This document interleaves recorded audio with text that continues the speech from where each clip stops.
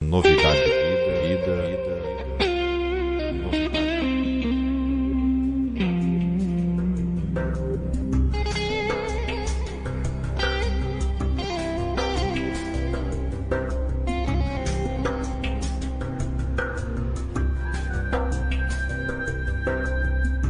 novidade, vida.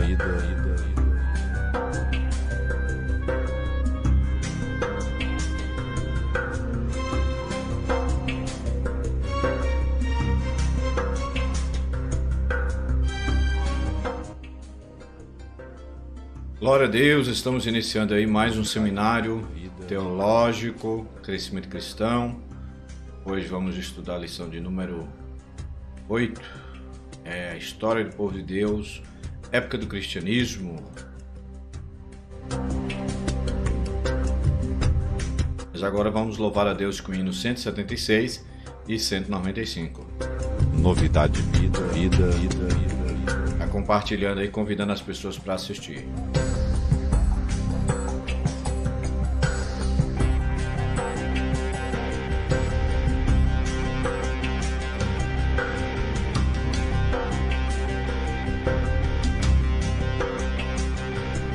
Novidade, vida.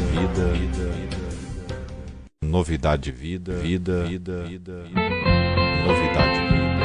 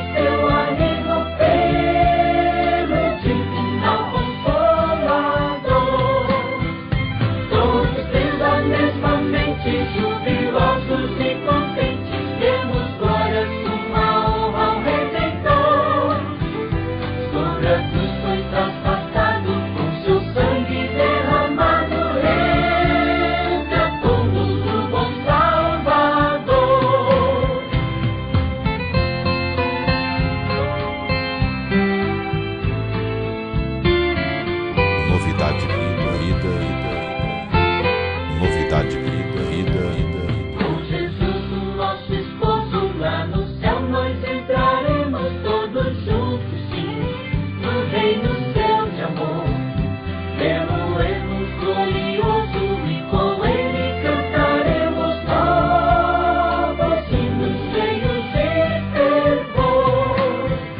Todos tendo a mesma mente, jubilosos e contentes, temos glória, suma honra ao Redentor. Sobre a cruz foi traspassado, com seu sangue derramado, resgatou-nos o bom Salvador.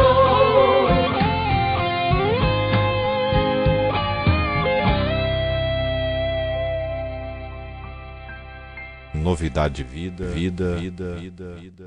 Novidade, vida.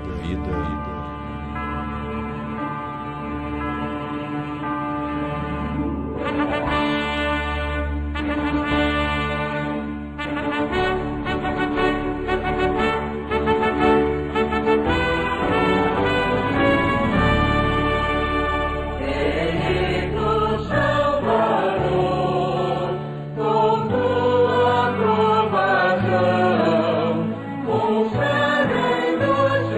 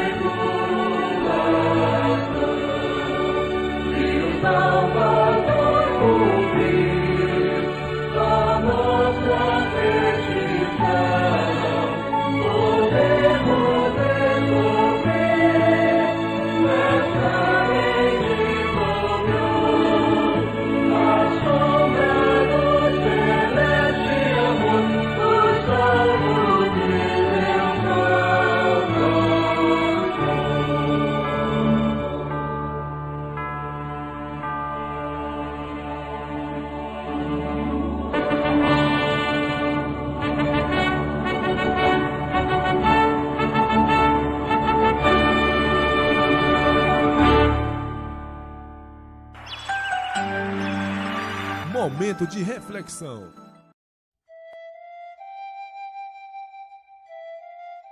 Graças a Deus, glória a Deus. Estamos aí de volta com o nosso seminário Crescimento Cristão, seminário básico em teologia a nível de discipulado. Nós estamos na disciplina Introdução Bíblica, já estamos para encerrar essa disciplina. Já estudamos aí a lição de número 1. A Bíblia é Palavra de Deus. Estudamos a lição de número 2, como usar a sua Bíblia. Estudamos a lição de número 3, divisão dos livros da Bíblia. Lição 4, breve história da Bíblia. Lição 5, esboço da história do povo de Deus. Lição 6, a história do povo de Deus, época de Israel. Lição 7, história do povo de Deus, época da monarquia. E hoje vamos estudar a lição de número 8, história do povo de Deus, época do cristianismo. Já estamos encerrando essa matéria, essa disciplina, né? Você que está nos acompanhando ou que está começando agora, né? Pode voltar ao início. No início você pega essa lição completa, do início, né? Aí no nosso canal. Se inscreva. Convide outras pessoas a fazer o mesmo. Se você quiser salvo em Jesus, já batizado, utilize esse material, pode utilizar, é livre, não tem restrição nenhuma. Utilize o material para evangelizar, para dar discipulado, para o que for útil aí na obra de Deus, tá bom? A história do povo de Deus, época do cristianismo. A época do cristianismo começa com o nascimento de Cristo e estende-se aos dias atuais. Se considerarmos a época do cristianismo como a história da igreja, podemos considerá-la se iniciando com o dia do Pentecostes. Ali começa, né? Podemos, para fins de estudo, dividir essa época em 3 períodos. Os dias da vida de Jesus, os dias do Novo Testamento, ou após os dias do Novo Testamento. Após os dias do Novo Testamento, o que ocorre depois dos dias do Novo Testamento até hoje. Vejamos então os dias da vida de Jesus. O período dos dias da vida de Jesus foi o período áureo da história bíblica. Jesus Cristo, o Filho de Deus, estava fisicamente entre nós. Desde o anúncio do seu nascimento, o mundo foi abalado. Seu ministério foi um ministério de manifestação do poder de Deus. Ele curava os enfermos, anunciando a vontade de Deus em relação à vida física do homem. Libertava os oprimidos pelos demônios, anunciando a vontade do Pai para a alma dos seus filhos. E anunciava o reino de Deus, promovendo a verdadeira vida que um filho de Deus deve viver. Então, Jesus ele veio ao mundo para cumprir as escrituras sagradas. Disso nós não temos nenhuma dúvida, né? As escrituras sagradas é, sem dúvida, o maior cumprimento da vontade de Deus. Quando Deus envia Jesus ao mundo, ele está deixando claro a sua intenção de salvar os homens. E nesta lição de hoje nós veremos aí o cumprimento das Escrituras. O Evangelho mostra isso, né? O Evangelho mostra isso. Você que ainda não aceitou Jesus deve tomar essa decisão, recebendo Ele, porque foi Ele que veio para cumprir as profecias, para cumprir o que está escrito na palavra. Os evangelhos de Mateus, Marcos, Lucas e João narram os fatos da vida de Jesus. Cada qual o apresenta sob uma certa característica, mas todos eles revelam que ele veio, o que ele veio fazer no mundo. Leiamos aí Lucas 4, 18 e 19. Quero que você leia comigo. Lucas 4, 18 e 19. Vamos ler? Aí na sua Bíblia. Diz assim: O Espírito do Senhor está sobre mim, porquanto me ungiu para anunciar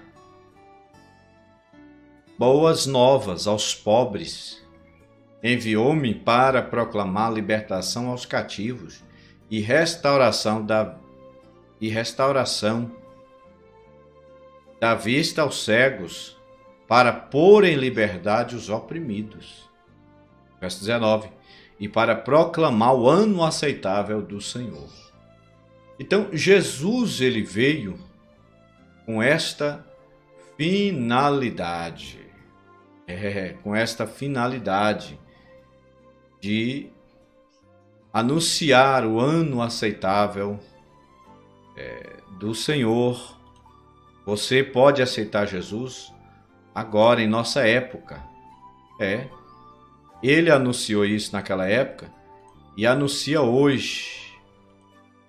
Você hoje pode receber Jesus como seu Senhor e Salvador. O ano aceitável é hoje, não é amanhã. Você pode receber Jesus agora, mas isso depende de sua decisão, né? Então vem aí os dias do Novo Testamento. Os dias do Novo Testamento. Esse período está descrito nos livros de Atos, que é o único livro do Novo Testamento acerca da história da igreja. Podemos estudá-lo sob dois aspectos. Primeiro aspecto, a igreja em Jerusalém. Isso é visto em Atos até o capítulo 12, do 1 ao 12. Segundo, o período da igreja missionária. Isso é visto de Atos capítulo 12 até o 23, né? Visto em Atos 23 em diante, e algumas referências nas epístolas. Período da igreja missionária, né? Então, a presença do Espírito Santo, ela é inegável na igreja primitiva. Já nos dias de Pentecostes, o Espírito Santo, ele foi enviado, segundo a promessa de Jesus. Jesus havia feito essa promessa, de que ele iria para o Pai, mas que ele enviaria o Consolador, e o Consolador veio. Os discípulos reunidos em Jerusalém foram batizados com o Espírito Santo e receberam dons extraordinários para realizar a obra de Deus. Foi o cumprimento das profecias de Joel, Atos capítulo 2, verso 17. Atos 2, verso 17. Vamos ler. É bom a gente ler, né? Leiamos. Atos 2, verso 17. Diz assim. Profecia de Joel, 16 em diante. Mas isto é o que foi dito pelo profeta Joel. E acontecerá nos últimos dias, diz o Senhor, que derramarei do meu espírito sobre toda a carne, e os vossos filhos e as vossas filhas profetizarão, os vossos mancebos terão visões, e os vossos anciãos terão sonhos, gente. E sobre os meus servos, e sobre minhas servas, derramarei do meu espírito naqueles dias, e eles profetizarão. Tá vendo? Até o verso 18 é o suficiente para a gente entender que o derramar do Espírito Santo foi garantido pelo profeta Joel. Deus usou o profeta Joel para anunciar esse derramamento do Espírito Santo. E ali no livro de Atos você vê diversas vezes o derramamento do Espírito Santo. Primeiro no dia de Pentecostes, inaugurando a igreja. Depois, em sequência, você vê vários movimentos do Espírito Santo.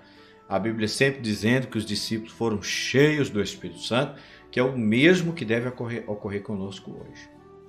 Praticamente em todo o livro de Atos, o Espírito Santo aparece agindo numa igreja que foi sensível à sua direção e por isso recebeu dele os dons necessários para o cumprimento de sua missão.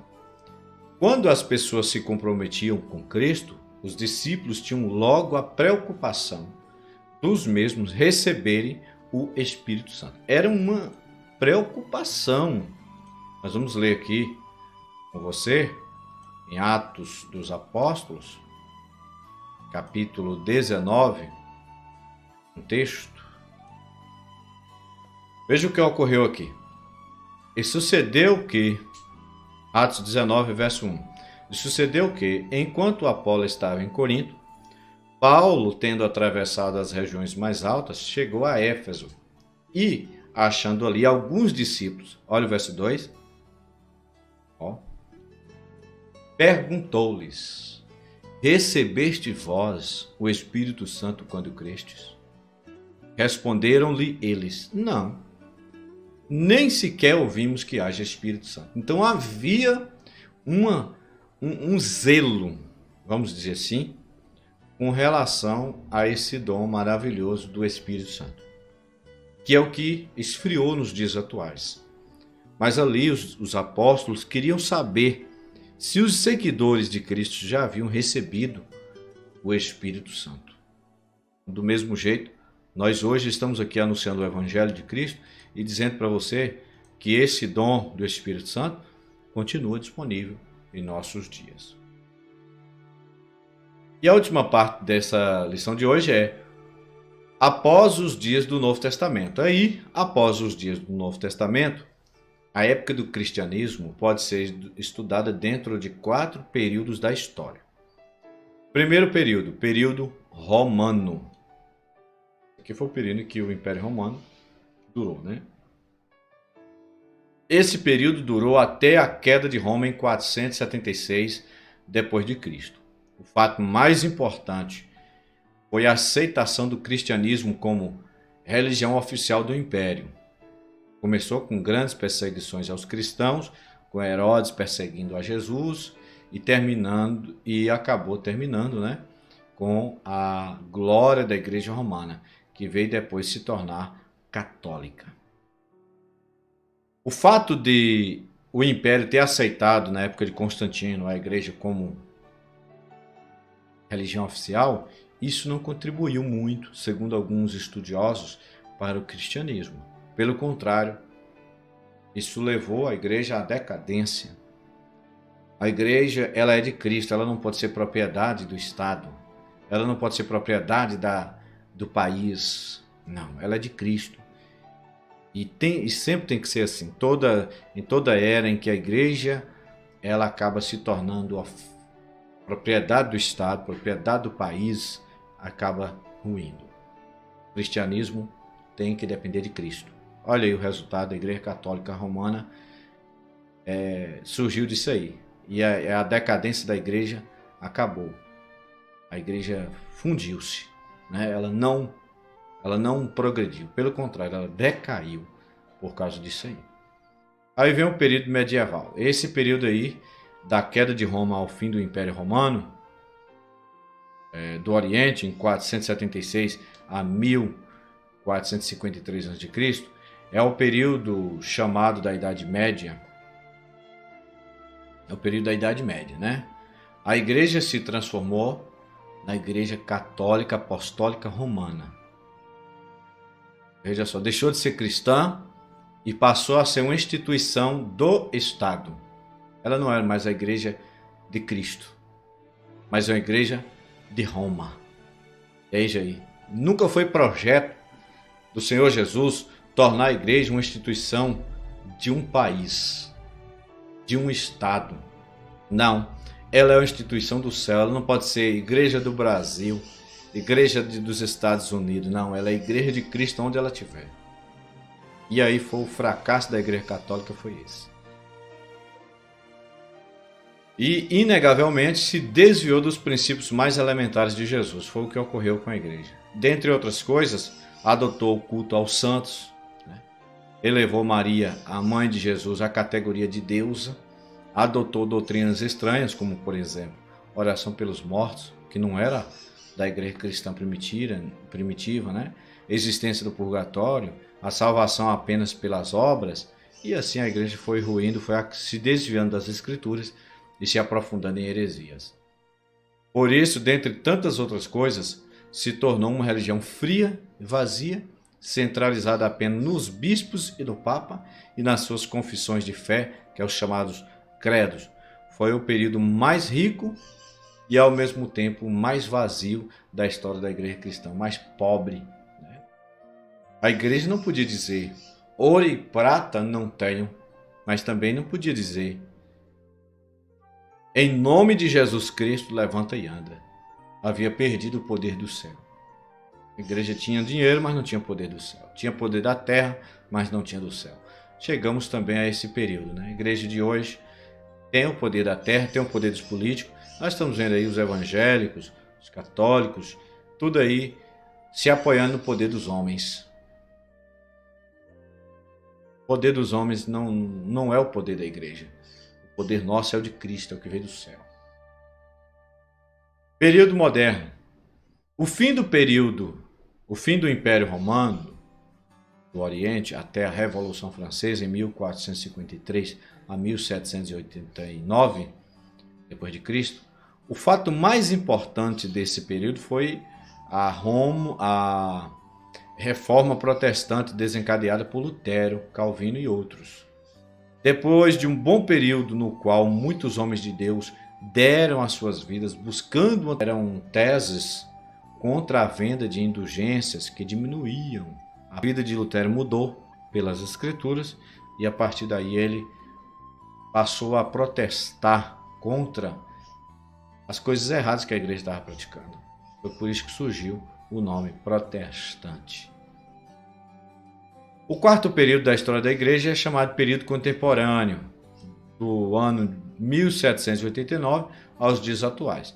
Apesar das grandes divisões e do esfriamento de muitos cristãos, está havendo um derramamento do Espírito Santo que está atingindo, grande parte do mundo no final do nosso século. E cremos ser esse o tempo de Deus para o retorno da credibilidade e poder que há de reger a igreja do próximo milênio. Então, irmãos, nós que estamos vivendo esse período agora, sabemos de uma coisa: Jesus está voltando.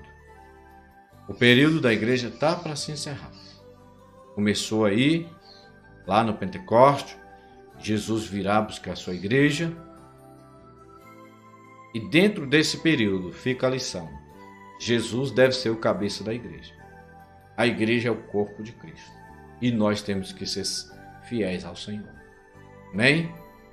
Você que queira então hoje aceitar Jesus, recebê-lo como Senhor e Salvador da sua vida, eu vou disponibilizar aí na tela nosso WhatsApp, pelo qual você pode escrever para nós através desse número aí. Pode mandar uma mensagem dizendo que aceita Jesus como Senhor e Salvador da sua vida. Escreva para esse WhatsApp, mandando a sua mensagem, recebendo Jesus como Senhor e Salvador da sua vida. E aí nós vamos te dar toda assistência necessária, tá bom? Nós vamos encerrar nesse momento orando. Você também que tem seu pedido de oração, pode fazer por esse WhatsApp, que a gente vai estar te dando toda a assistência. A próxima lição será a 9ª, o encerramento dessa disciplina, Introdução Bíblica. Tá bom? Ore conosco, recebendo Jesus aí, recebendo a bênção, recebendo o poder do reino de Cristo. Querido Deus, Pai amado, soberano, Criador dos céus e da terra, nós oramos pelas vidas que ouviram essas palavras. Que o Senhor possa conduzi-las a Cristo hoje, até o encontro com o Salvador, a ser liberta, a ser transformada, a ser restaurada pelo poder do teu sangue. É o que nós te pedimos e cremos, Deus, que o Senhor vai realizar na vida daquele que crê e que recebe essa palavra. Amém. Deus abençoe a todos vocês. Que a doce paz de Cristo, o amor de Deus esteja com todos, agora e sempre. Amém.